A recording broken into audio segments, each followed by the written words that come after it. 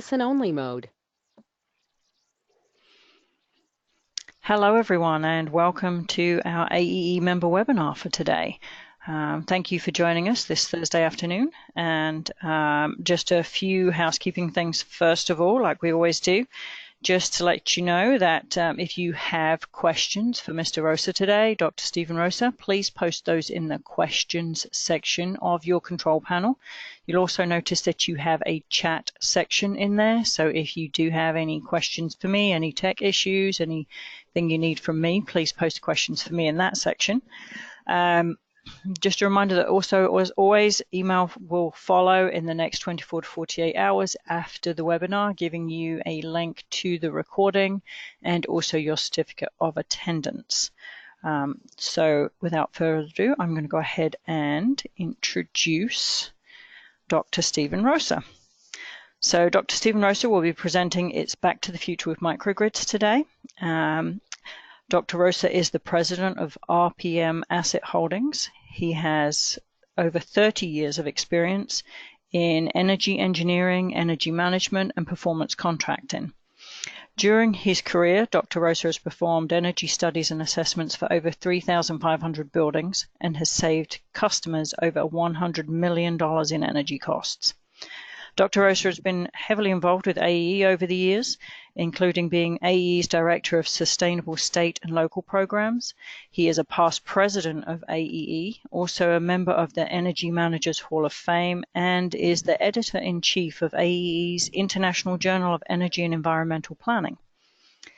As far as education is concerned, Dr. Rosa received his Bachelor of Architecture degree from the University of Kentucky, and his Master's of Business Administration from Webster University, and also holds a PhD from the University of Louisville. So thank you, Dr. Rosa, for being with us today, and I'm going to go ahead and pass control over to you. Okay, good afternoon, everyone. Let me see what we have to. Let me have to show my screen. Could you pass control to the other me, not me? I'm on the mother. Try that there one. We go. All right. That might help a little bit. And let's see, you should be showing my first slide, which says it's Back to the Future with Microgrids. I do see that there is a slight 1 to 2 second delay, so we'll try to accommodate for that. I want to thank everybody for chiming in this afternoon and logging on. We're going to talk about microgrids today. My title is It's Back to the Future with Microgrids, and that is the title from an upcoming book on this subject. And today we're going to cover quite a lot of ground. A lot of it's very basic and very fundamental, but hopefully you'll find something that's kind of fun in there, some tidbit of information that might be helpful. We're going to talk about some of the definitions of microgrid, the differences between central plant and distributed generation, some of the basic configurations and components, and talk about some of the different types of microgrids there are, including alternating current and direct current microgrids.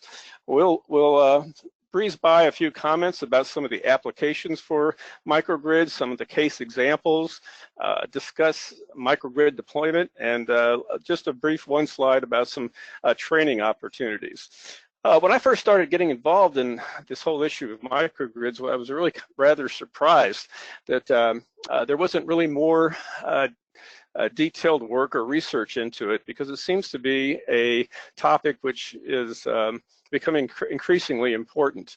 Microgrids are different than basic types of transmission and provision of electricity that we're normally used to. Where most of our systems are set up as central plant or stations. This is electricity that's distributed from a central location. These could be driven by renewable energy or by fossil fuels. Most of them today are fossil fuels based. Distributed generation is a little bit different. It's producing electricity at or near the point of use. And again, it could use either renewable energy or fossil fuels. Fossil fuel generation is essentially producing electricity using a non-renewable energy source, such as oil, coal, natural gas, or nuclear. These are what we consider to be primarily Rankine cycle operations, if you will.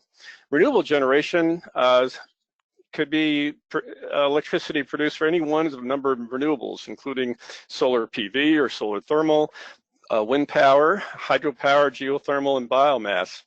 The two leading ways that we use renewable energy are with hydropower and also with biomass. But most of our systems are central plant electrical generation systems. A power station is also referred to either as a power plant or powerhouse, and sometimes as a generating station or generating plant. It's essentially an industrial facility for the generation of electric power. And most of these power stations contain one or more generators. It's a rotating machine that converts mechanical power into electrical power. The reason they have more than one generator is because they have the systems for backup, essentially to be able to provide online continuous power, and that is a key goal that they have. In order to do that, they have to maintain multiple generators at a specific power site.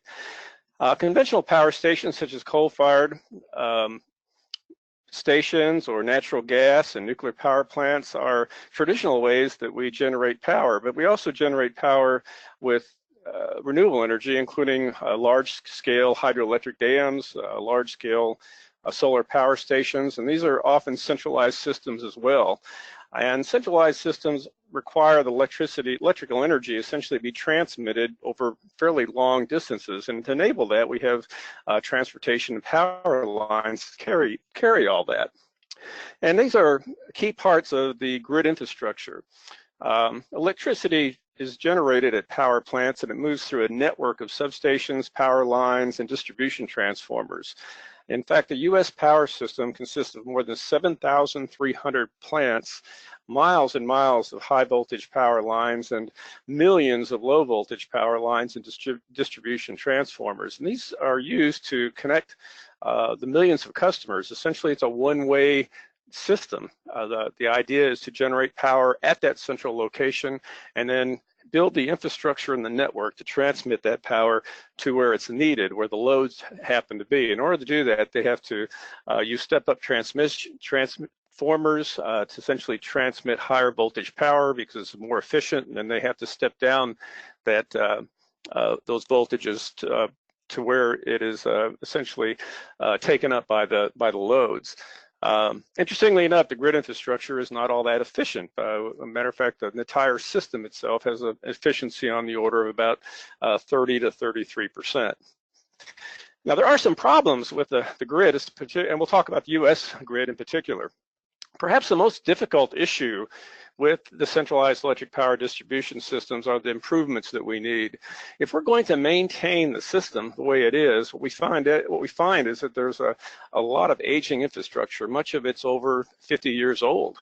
And according to the American Society of Civil Engineers, we're going to need about over $900 billion to upgrade that grid over the next 10 years. And this is a fairly large number when you consider the amount of infrastructure that needs to be maintained. And this is because of the fact that we are using centralized electric power distribution, and long distance transportation is needed to supply the local distribution systems. Because of the aging infrastructure, there are difficulties in meeting peaking loads. Right now we're experiencing a lot of summer temperatures. Whenever that happens, it creates fairly strong loads on the system. Inefficiencies, system losses, only about a third of the power actually reaches customers, and large amounts of the energy is essentially lost as heat. Some of it is dissipated within the system itself due to transmission. The grid is very vulnerable to extreme weather conditions, and whenever we have extreme weather, then all of a sudden everyone is sending, the utilities in particular are mounting up their trucks and sending them to the locations where there's going to be problems, because they want to make the grid as resilient as possible, but weather conditions can create major problems. And despite utility concerns with reliability, the U.S. has more power interruptions than any other country in the world. And it is vulnerable to security breaches and electronic pulse attacks. So we have security issues as well. And because of the nature of the distribution itself, and it's so widely distributed and has so many components, essentially it's been called the America's largest machine, if you will, and so there's a lot of points of entry for security breaches. So wait a minute, I think I hit the wrong slide. It looks like I went backwards instead of forwards. So we got a little delay. Let me go ahead and catch up with that. Okay, so An alternative might be a standalone power system. They're also known as remote area power systems, essentially an off-the-grid electricity system for locations that are not fitted with an electrical distribution system.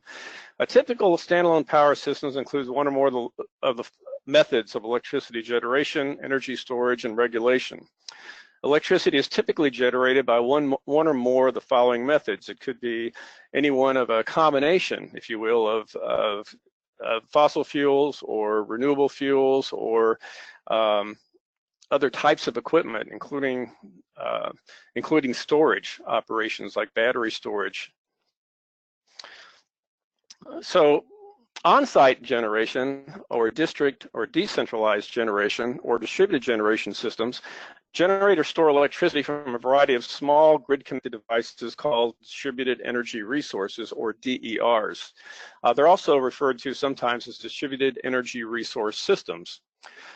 DER systems may use renewable energy sources, including small hydro, biogas, biomass, solar power, wind power, and geothermal power to connect to power distribution systems.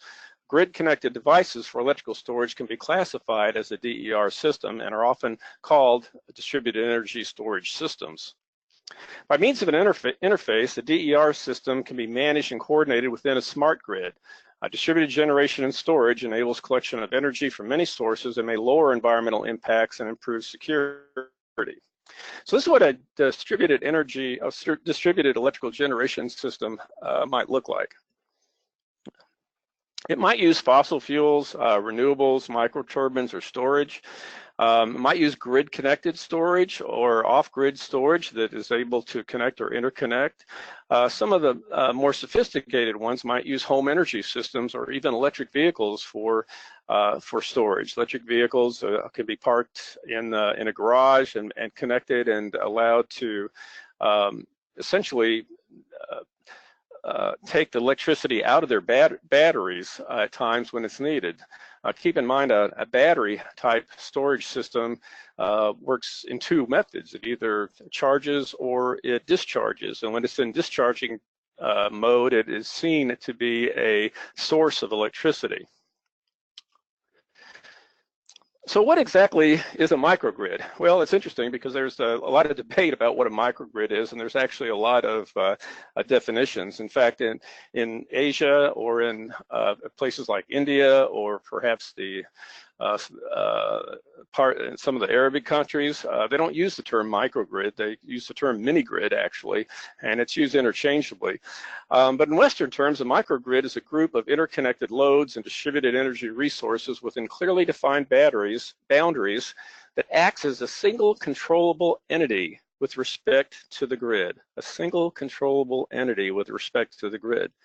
Microgrid can connect and disconnect from the grid to enable it to operate in both grid-connected or in island mode. In island mode essentially means the microgrid is operating as a standalone generation source. Microgrids are modern, small-scale versions of the centralized electrical system.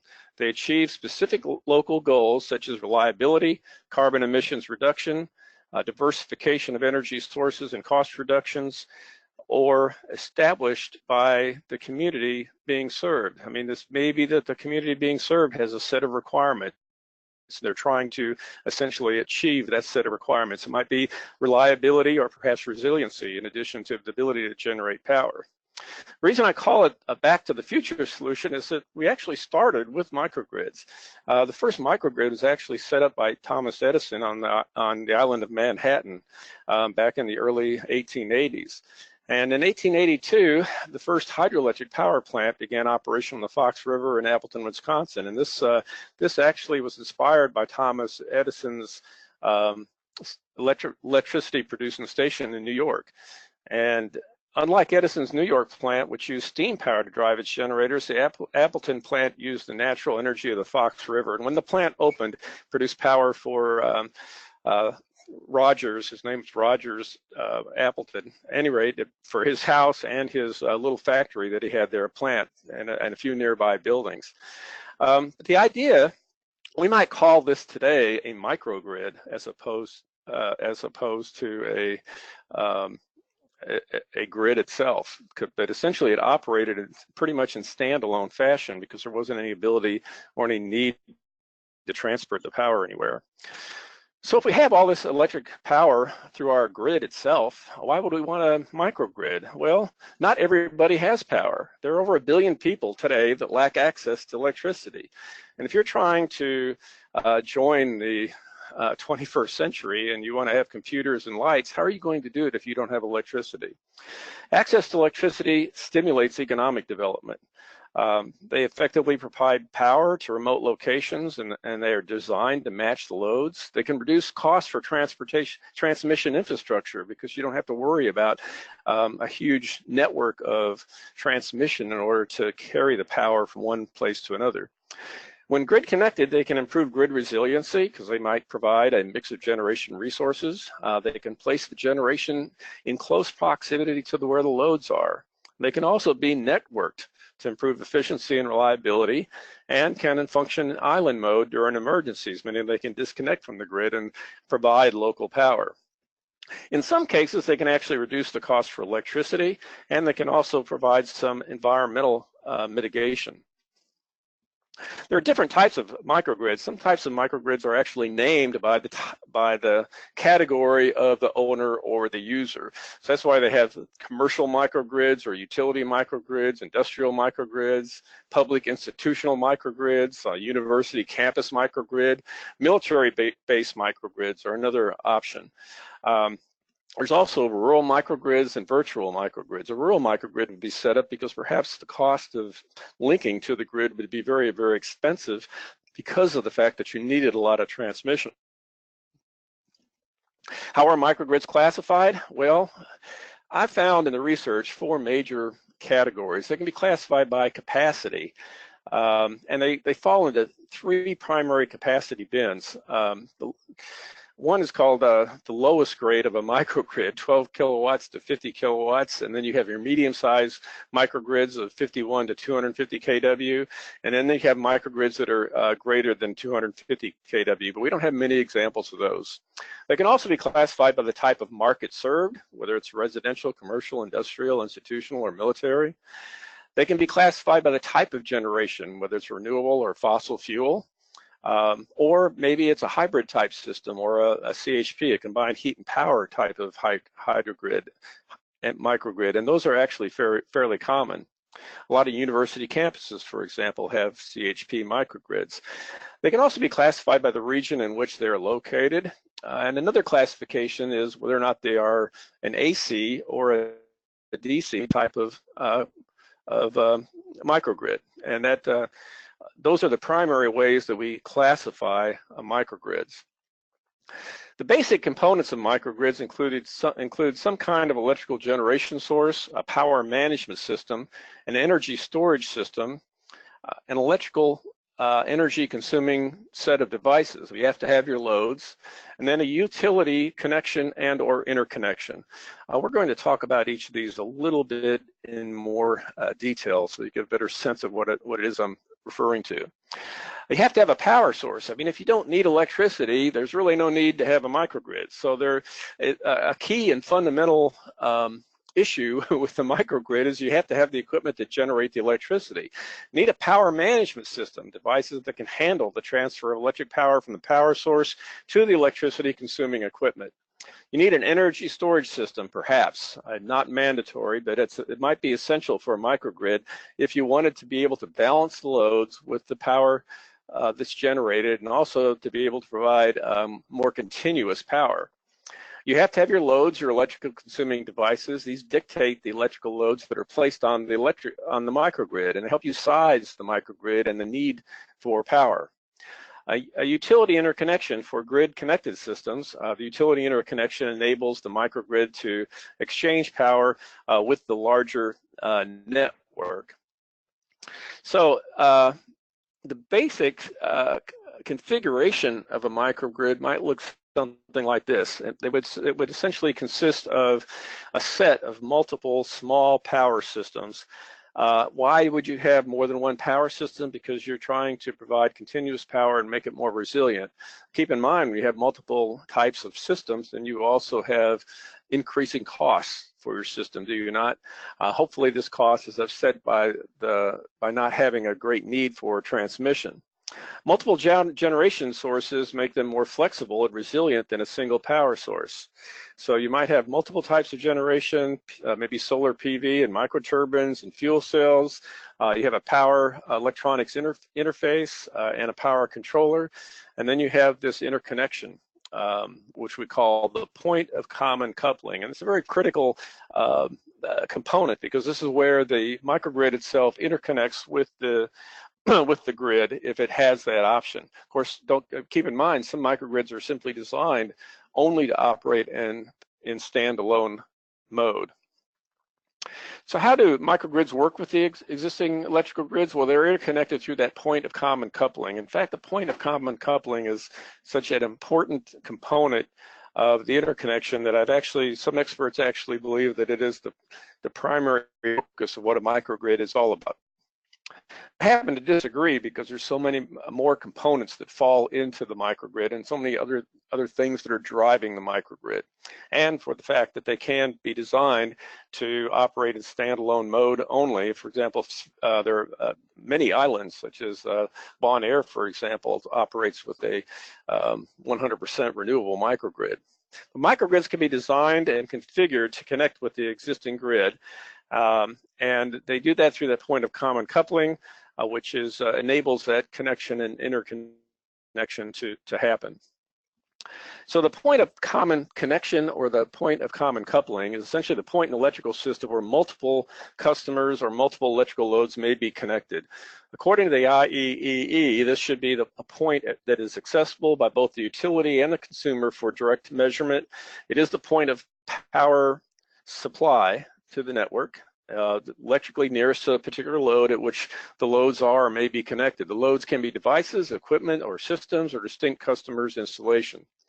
The PCC's primary job is to ensure that voltage regulation from the generation system is synchronized with the voltage from the main power grid. When and if the power grid goes down, it must activate a breaker that essentially isolates that grid.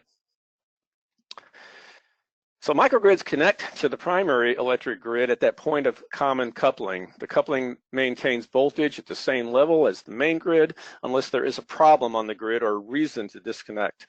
A switch separates the microgrid from the main grid automatically or manually, and when disconnected from the primary grid, the microgrid essentially functions as an island at that point. A typical kind of microgrid system might use a gas turbine with heat recovery. And certainly there's several different types of systems that you can use with a combustion turbine and a heat recovery steam generator. And this is really one of the preferred methods that especially that a lot of university campuses have used in the past to provide both combined heat and power. Most combustion generation systems radiate or exhaust large amounts of heat, and CHP systems are designed to capture this waste heat and use it to perform useful work. CHP systems can be retrofitted onto existing power generation plants and configured for microgrid applications. The waste heat can then reduce cooling loads on existing equipment, provide space heating, and or generate electrical power. TriGenerations take that cogeneration step a little bit further. They use an absorption chiller to further reduce waste heat and cool energy producing systems. A TriGeneration system might combine a solar power system, a heat production plant, and coolant by some sort of refrigeration. Certainly you can use any one of a manner of renewable type systems, and you can use them straight up as standalone systems to essentially power your microgrid if you choose to. Keep in mind there is that point of common coupling and some kind of fuse disconnect to protect your system from voltage fluctuations in the grid, but primarily to protect the grid itself from problems that you might be having on your end. In order to provide continuous power, these systems are often, if they use just one primary type of generation system, such as distributed generation PV, they will have some sort of backup system as part of that process. I like to think of microgrids in multiple kinds of levels. There are things that are set up that could potentially be microgrids and things that are coordinated microgrids. There's really 6 six primary levels of microgrids. The first one is a standalone generation system, and then you might have a standalone system with one or more DG units. Those are potential microgrid categories. The rest all fall into the microgrid view.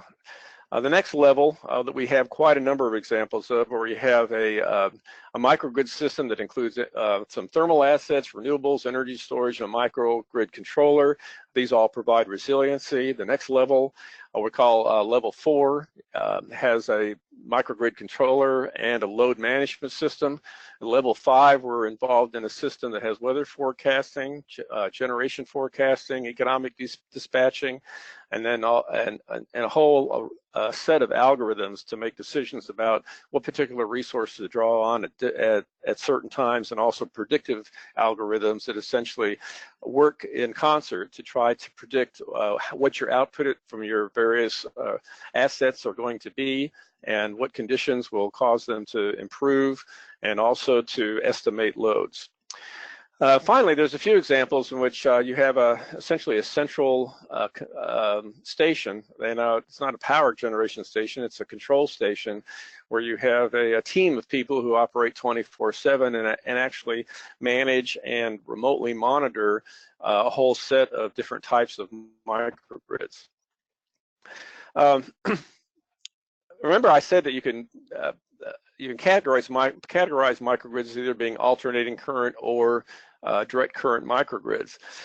When people refer to microgrids here in the United States, they're usually referring to an AC system. In many respects, microgrids are smaller versions of a traditional power grid. Like large electrical grids, they consist of power generation, distribution, and control, such as voltage regulation and switchgears. Microgrids perform dynamic control over energy sources, enabling autonomous and automatic self-managing operations. So when we think in the US, we think primarily of AC microgrids. That's because all of our systems are AC, and when we interconnect with the AC power. But microgrids differ from traditional electric grids by providing a closer proximity between the power generation source and the power use or the load. This results in efficiency increases and reduces transmission inefficiencies, and also reduces transmission costs. Microgrids interoperate with existing power systems, information systems, and network infrastructure. They integrate with renewable energy sources and with combined heat and power systems. So the Back to the Future solution for microgrids is certainly evolving. What we're seeing is that, especially in the United States, which is, believe it or not, we are one of the leaders in microgrid development. Most of the microgrid examples that we have in operation are AC microgrids. Regardless, there are benefits for going the DC route, or the direct current route, in microgrid development. The conventional electrical system in place today essentially sees our electrical devices that are powered by AC mains. But as renewable technologies such as solar PV and wind power become more prevalent at the household level, DC microgrids could actually be less expensive and perhaps a more efficient alternative. Fuel cells and many small-scale renewables natively generate low-voltage DC power. Most of these generators supply power to AC main networks and require costly and inefficient power inverters. When I say inefficient, there are losses involved in this conversion process when you go from DC to AC and perhaps back to DC again. Even where the power may ultimately be delivered in a DC device. One solution is to install a DC network linking DC devices to DC power supplies. Advantages include reducing resources that are required to develop the system, reducing the costs of the system, and you can also reduce risk of electric shock. So this is a schematic that shows a simple schematic that shows some of the what a DC microgrid might look like. Now keep in mind, if you had a complete DC microgrid, all your systems all your components and the technologies used need to be DC. Meaning you can't take a AC fluorescent light bulb and plug it into a DC socket. It just won't work that way. However, if you have a solar PV system that is natively generating direct current, then you can actually supply that directly to things that require DC power. And you essentially eliminate some of the costs associated with some of the equipment that is needed for conversion of power, and also some of the losses that occur because of that. There certainly are quite a number of challenges in trying to create dispatchable generation with a microgrid. Dispatchable power is electrical power that is available upon demand and dispatched at the request of power grid operators according to market needs. Dispatchable generation refers to sources of electricity that can be dispatched at the request of the power grid operator or the plant owner according to market needs. Dispatchable generators can be turned on or off or can adjust their power output accordingly to an order. Now, if you have a microgrid, let's say you're interconnected with the main grid, and during certain parts of the day or certain months of the year, you have excess power, meaning that you supply all the power to your loads, but you have this additional power. Why not sell it back to the grid at times when the grid operator is in need of greater demand? Now, certainly, you can think of different types of ways that this might match up. If you're in the southwestern part of the U.S. and you had a solar PV array and you're generating plenty of power on your microgrid on a sunny summer day and the days are very long, however, the nearby towns that the power grid operator is supplying, they're peaking out because of AC loads, and lo and behold, there you are with excess solar PV power that you can sell back to the grid, and probably get a higher than normal price for that generation. But dispatchable generation is certainly in contrast with non-dispatchable renewable energy sources such as wind power and solar PV, which are often difficult to control by operators. When we think about renewable systems, they're not all non-dispatchable. We've shown how hydropower, for example, certainly provides dispatchable baseload power. We also know that geothermal electrical generation, and the U.S. is the leader, still the world's leader in the generation of geothermal electricity. Both of those provide slam dunk ways of providing dispatchable power generation. But the types of renewable energy that are dispatchable without separate energy storage include biomass, geothermal, and ocean thermal energy conversion. There are challenges with interconnection. Some utilities in connected areas don't want microgrids because it might pose problems for the grid. Microgrids can take their business away and may cause instability, especially in aging grids. There are issues with costs and financing. There's also always been a challenge with renewable energy transmission and storage, which in addition to the differences include these costs and traditional versus traditional fossil fuel costs. So initial costs and financing are still a hurdle to overcome, but new structures and regulations are improving the development of microgrids. State-level planning is probably one of the greatest challenges for microgrids. Microgrid adoption will start at the state level and hinges on the state's relationship with many utility providers. Planners must determine how to distribute, store, and maintain energy system, which requires state-by-state regulations. And many states, like Kentucky, where I'm from, at the state level, they don't even have a definition of what a microgrid is on the books, at least not a regulatory definition. So many states have a long way to go. There are a lot of drivers, though, that give us reasons to try to attempt to overcome these hurdles. Microgrids can reduce some of the premiums that are being charged by utilities. I mean, some utilities actually like microgrids because they'll provide extra generation when they need it. So data enables distributed generation. It increases security because we're providing distributed generation sources. It can defer spending on distribution system upgrades. It can help shave peak loads. They can help smooth power fluctuations. And they can shift off-peak generation to on-peak generation as well. So a typical configuration of a microgrid that works with an existing electric grid might look something like this, where you had essentially everything to the right of that point of common coupling is your microgrid, and everything to the left, that big utility transmission tower, that's your utility grid itself. So that microgrid configuration includes all your AC and DC loads. It might have your renewable power generation and some kind of storage, and that's a simple schematic for a microgrid. So when you, if you use renewables and you're connecting with a microgrid, here's the same kind of schematic, except what you've done in this particular type of microgrid system is you've added things like biomass and fuel cell, and you have waste heat, and that waste heat can be diverted to local systems that require that heat. So there's a big drive within microgrids to essentially co-locate these microgrids where the loads are and where you can take advantage of the opportunities for that to use that waste heat.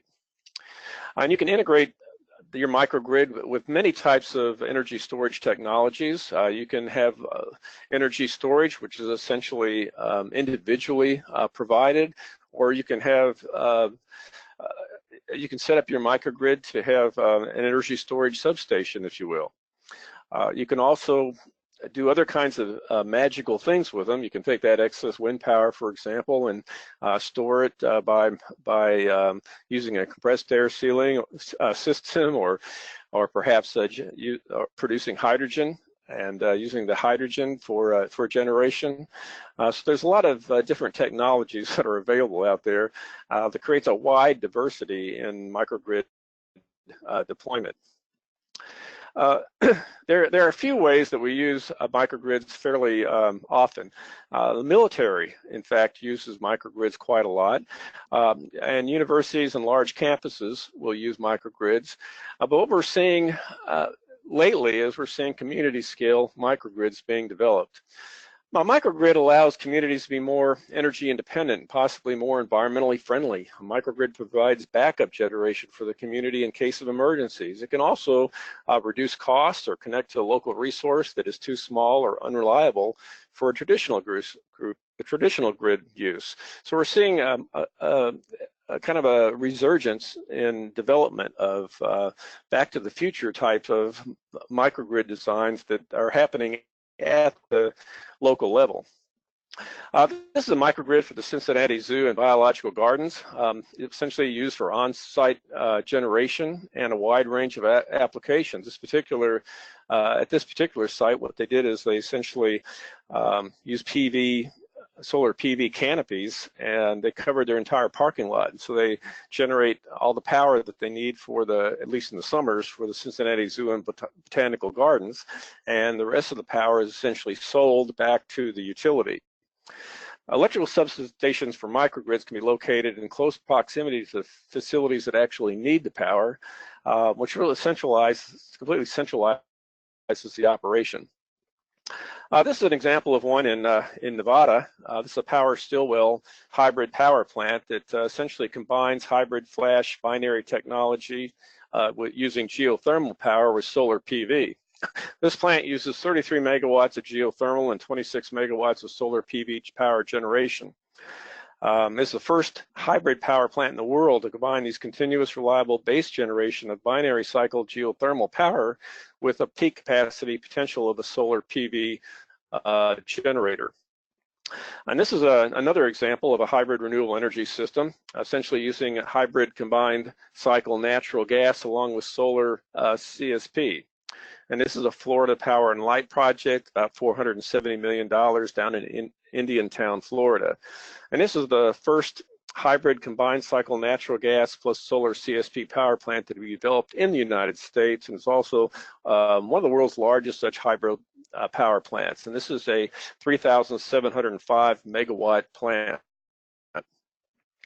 we think about microgrids, where are they being developed? Well, I mentioned that the U.S. is one of the leaders. Actually, most of the microgrids being developed today, at least the ones above 50 megawatts, are all located in North America.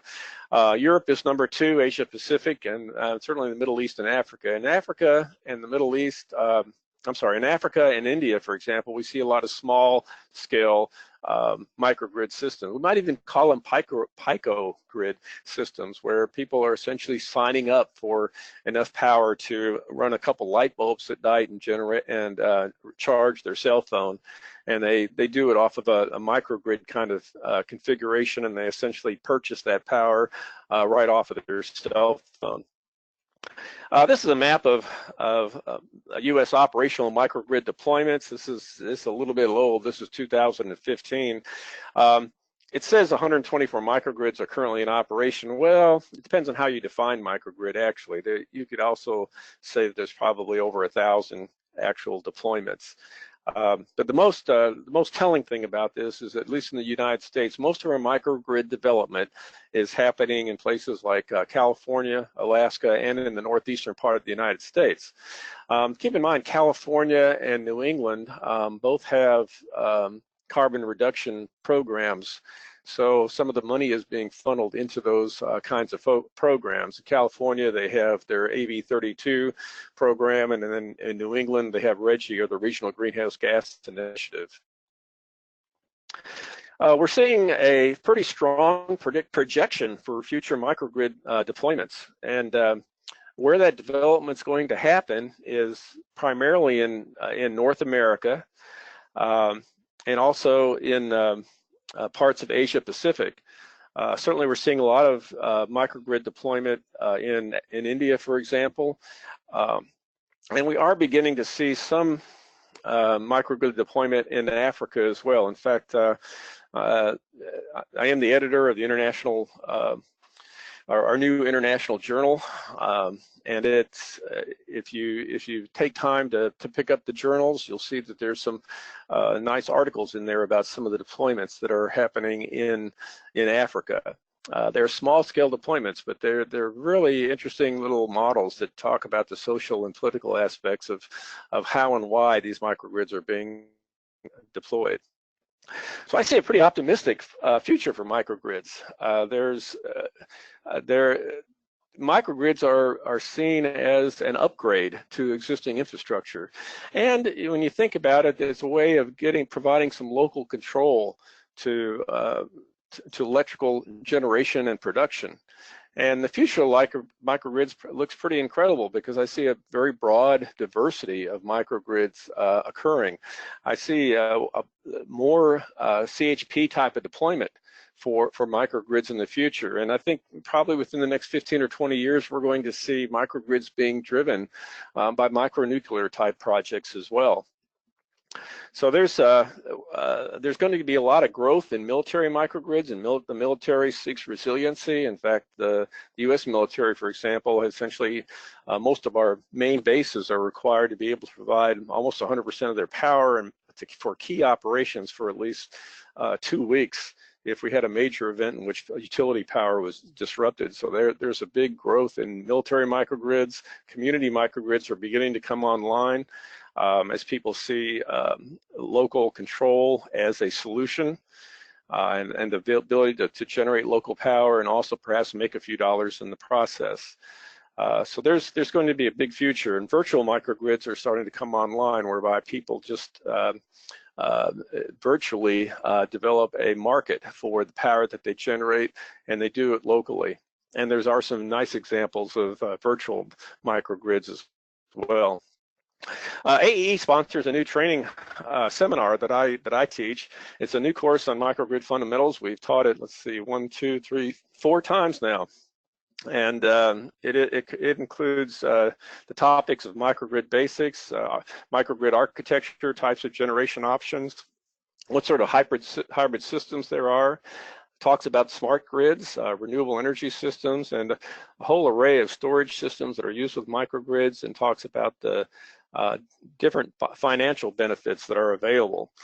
We expect to have this Microgrid, it's an online real-time seminar. We'll be doing it 4 more times next year at least. So keep your eye open if you want to learn more about it. It's a 10-hour presentation, and it's a real easy 4-day, 2.5-hour segment type of presentation that we usually do late in the afternoon.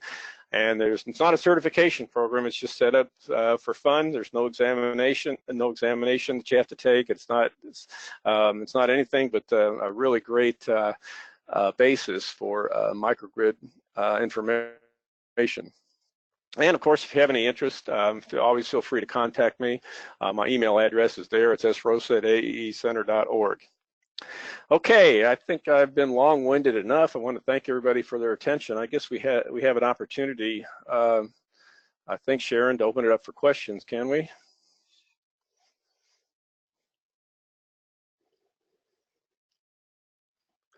Okay, let's see. Let me see if I can. Sorry, I was muted there.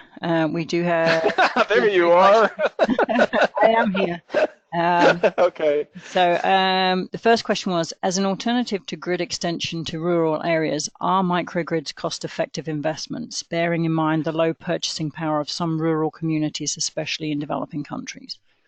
Oh, great question. Yes, they are, and no, they aren't.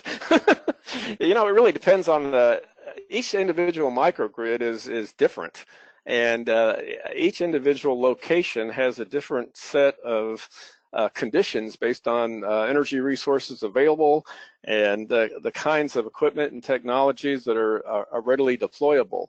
So in some instances, yes, they are, you know, a very economically feasible solution. You know, in Hawaii, they're setting up microgrids now because it's so much cheaper than maintaining diesel fuel generation.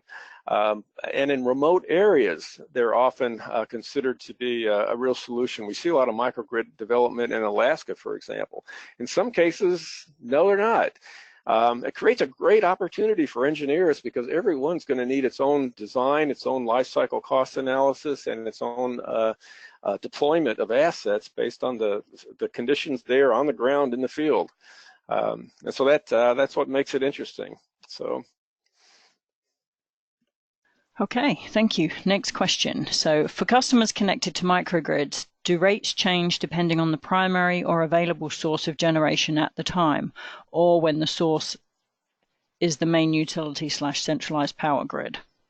It works both ways. Usually the way they're set up is that at least the microgrids that are actually sending out billing essentially take care of all that and bill one number to the customer. So that it's not like the customer has to pay both the utility and the microgrid. The microgrid operator essentially combines all that into one primary billing. That's usually how it's handled. That's why we're seeing a lot of movement toward virtual microgrids, where the virtual microgrid enables power purchasing based on need and load. Okay, so next question is, what role will the utilities play in microgrid, regulated utilities that is, and then it says to further clarify not the interconnection, but the development of and operation. Okay, utilities play multiple roles. Some utilities are all for microgrids and supporting investment and development in microgrids. Others really aren't on board and aren't interested. Utilities have the opportunity to have a very strong role but they often, especially if they're in a regulated market, really downplay the value of microgrids. So it varies. First off, you have to have a regulatory environment that enables it, and most states in the U.S. don't. We still have about 30 some odd states that really don't have the regulatory environment in place to really enable microgrids to operate within a market. In fact, in some states, it's actually illegal for the microgrid operator to sell power to consumers. In others, where it's supported, we find a mixed bag as well. Some utilities have a really strong role. They're actually actively developing are supporting developers who want to deploy microgrids. The reason for that is because they see it as a means of offloading costs and offloading power and also reducing their costs. So there's a very broad spectrum of answers to that question. Okay, let's see. We have a couple of people just saying thank you for such a great presentation. Well, thank you. Appreciate that. Someone has asked about copies of the slides. If you would please email Dr. Rosa directly to request a copy of today's presentation. And then the only other question in here is more of on a personal level. It says, how did an architect-trained individual end up doing your kind of work on energy? Great question. I started life as an architect, and then the kinds of buildings that I wanted to design my younger life were all about renewables, and nobody wanted to buy those kinds of buildings. So I essentially saw the light and became an engineer, and I didn't turn back from that. All right, let me see. Oh, we got a few more questions dropping in now. Let's see. Let me just expand this so I can see these more clearly. Let's see. Is there a software available to design microgrids? Not to my knowledge. There's software available that helps manage some of the specific microgrid assets, but usually they're directed toward a specific type of technologies. For example, there are software programs out there for wind and solar, but very few out there that might combine both wind and solar. There are also there's also a number of software platforms that have been developed by users. For example, I mentioned that the U.S. is the leader in generation of electricity using geothermal resources. Some of the geothermal operators have some pretty sophisticated software that manages their assets and also does predictive algorithms as well. Okay, and then do you believe we need to develop district heating/cooling systems with smart grids not to waste energy? It's kind of interesting. A lot of countries in Europe don't have any problems with district systems, and even the Canadians. I mean, one of the great district applications is the Toronto Deep Water Cooling Project, whereby they suck water out of Lake Ontario and they use it for district air conditioning in the downtown district. And in downtown Toronto, all of the major office buildings subscribed to the Loop district cooling system, and they were able to avoid constructing 2 coal-fired power plants up there. When I was in Russia, I've made 3 trips to Russia in the last 4 years, and there's all the major cities tend to have some aspect of some district heating system of some type. They don't have a lot of cooling loads there. Here in the United States, we have some marginal examples of district systems, but for some reason or another, we have a hard time making that leap to district systems. But I have to agree, there are many opportunities that we have that if we were to go to a district system, we could probably increase efficiencies. And I think that's probably the reason we don't, and because we don't, it's probably one of the reasons why our efficiencies are so low. Back in the old days, we used to build a power plant. We used to do this magical thing called co-location, where we'd locate our power plant close to a factory that needed a lot of heat load. I don't know what that was. Hello? Hey, I'm still here. I just muted myself because we had emergency vehicles passing the building for a moment there. Oh, okay. I heard the sound. And I thought that was my cutoff. No. Okay. So at any rate, the answer is yes. I think we probably would. Often we don't consider the ability of to be able to create savings by creating district type systems, and I think that that's possibly one of the solutions. Okay, and then the final question we have for today, and then if there are any other questions, perhaps you guys could follow up with Dr. Rosa yourself. You see the email on the screen there, and I'll also share that with you in the follow-up email from me. The final question is, what role do you think AI can play in the development of smart grids? AI is, I haven't really given this a lot of thought.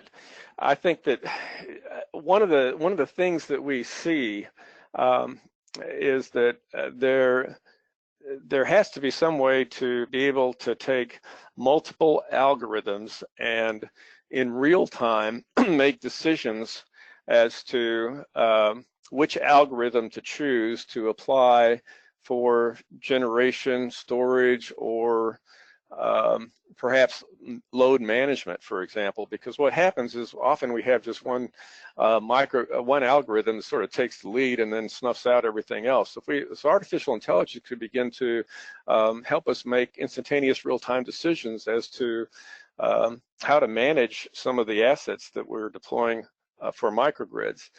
It could also help when integrated with blockchain to be able to find ways to resolve issues with balance of payments, be able to make decisions about when to purchase power, when to not, and how much it's going to cost. So there's an opportunity there. Actually, if somebody wants to write a chapter on AI applications for microgrids, I would love them to love you to send it to me, because I'm writing my book, Back to the Future of Microgrids, and that's one chapter I would love to be able to have someone else write, because I can't do it. I don't have the knowledge. Okay. All right. Well, thank you. I am just going to go ahead and change presenter back to myself, and then. Thanks, everybody. I appreciate you attending today. Okay. All right. Okay, and then so. Let me. Are you seeing my screen? Yes. Okay. All right. So thank you everybody for tuning in today, and thank you, Dr. Rosa, for your expertise today. Certainly appreciated. We're already getting some great feedback from people. Certainly enjoyed the presentation and appreciate your time today. So just a quick reminder to everybody, we do have AEE World coming up in just a couple of weeks. We will be in Washington 2 weeks from now. So we hope that many of you are already planning to join us and have already registered. However, if you haven't yet registered, please understand it is never too late.